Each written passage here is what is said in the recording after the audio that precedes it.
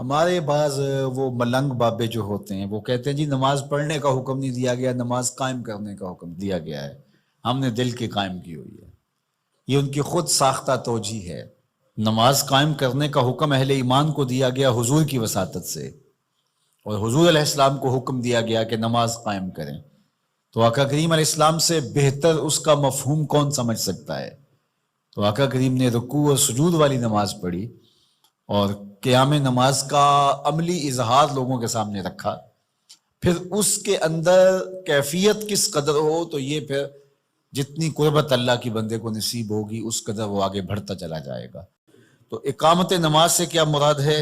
اس کی فرائض کے ساتھ ادا کرنا، یا پھر رکوع سجود تلاوت کا اتمام اور اس میں خشوع کا اور خضوع کا اظہار اور اس میں مکمل ڈوب جانا کہ گویا تم اللہ کی عبادت کر رہے ہو تو اس کو دیکھ رہے ہو۔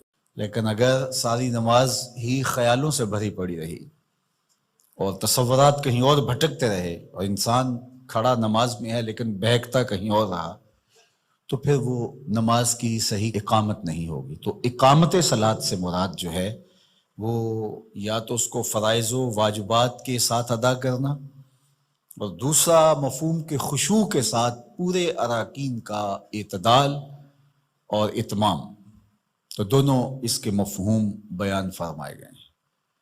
تو ظاہر ہے کہ ابتدا کے اندر تو کوشش ہوگی کہ فرائض واجبات پورے ہو جائیں، تو وہ خشوع اگر نہیں بھی حاصل ہو پایا تو پھر بھی کوشش جاری رکھنی چاہیے، نہ یہ کہ اب وہ تو کیفیت ہی نہیں نصیب ہو رہی تو میرا نماز پڑھنے کا کیا فائدہ۔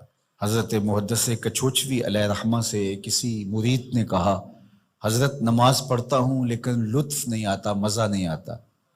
تو آپ نے اسے سوالیہ انداز میں پوچھا کہ اس کے باوجود بھی پڑھتے ہو؟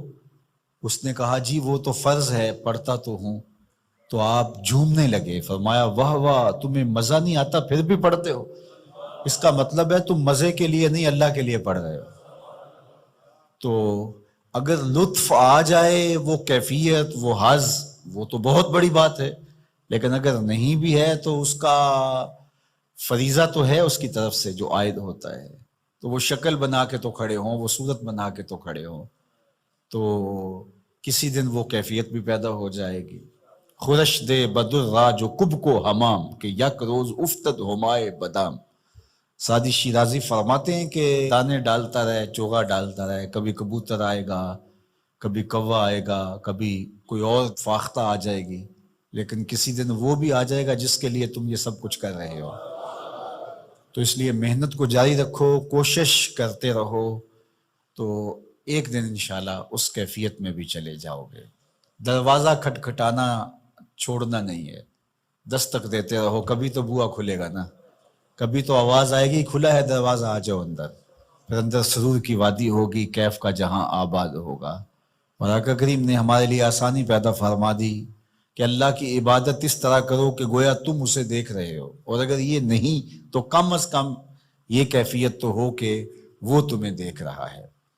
تو اپنی اپنی کیفیت ہوتی ہے، بہرحال نماز کو ترک نہیں کرنا، بھرپور کوشش ہو کہ خشوع و خضوع کے ساتھ نصیب ہو، تو نماز کی اقامت کا یہی مفہوم۔